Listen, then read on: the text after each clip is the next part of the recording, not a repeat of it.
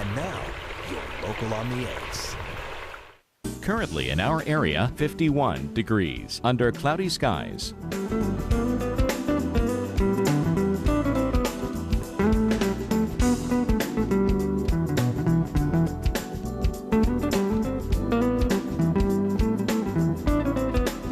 Our local Doppler radar.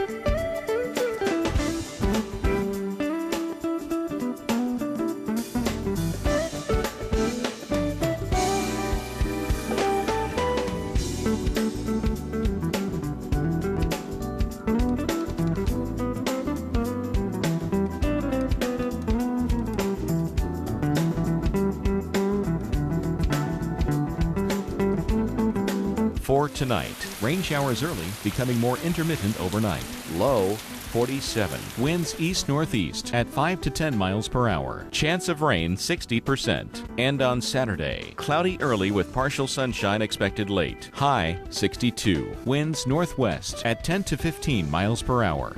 And Saturday night, clear skies. Low 38. Winds northwest at 5 to 10 miles per hour. And on Sunday, mainly sunny, high 65. Winds west-northwest at 5 to 10 miles per hour. Our week ahead.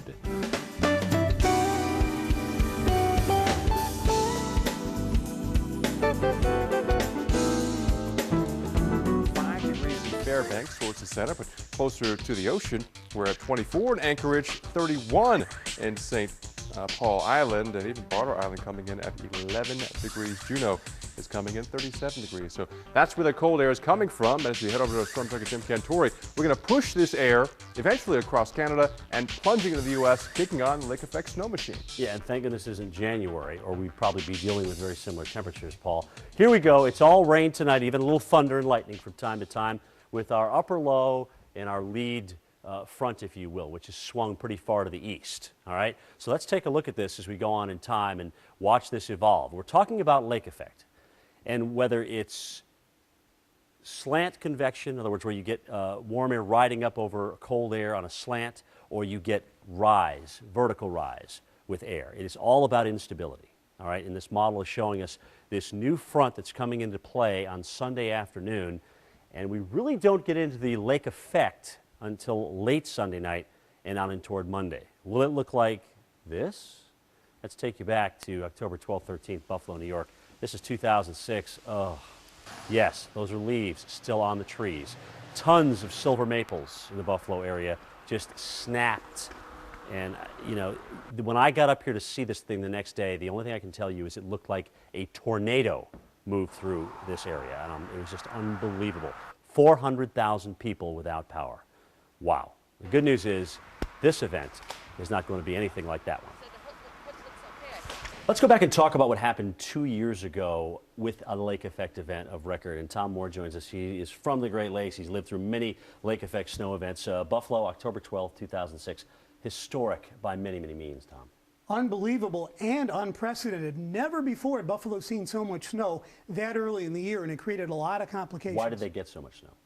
Well, low pressure developed over or just north of Lake Superior. The wind flow, the cold wind flow, was coming off Lake Erie over the entirety of the lake. It picked up heat and moisture. Thunderstorms began to develop, and these thunderstorms reached 30,000 feet, which is about 10,000 feet more than I've ever seen before. And of course, heavy snow fell, and the band stayed in one place for a long period of time, Jim. Yeah, and I remember 400,000 people without power by the time all was said and done. We still had leaves on the trees. Let's move to this weekend, okay, 12 days later, 2 years ago, or 2 years past, obviously. What type of event is this going to be for Buffalo, first of all?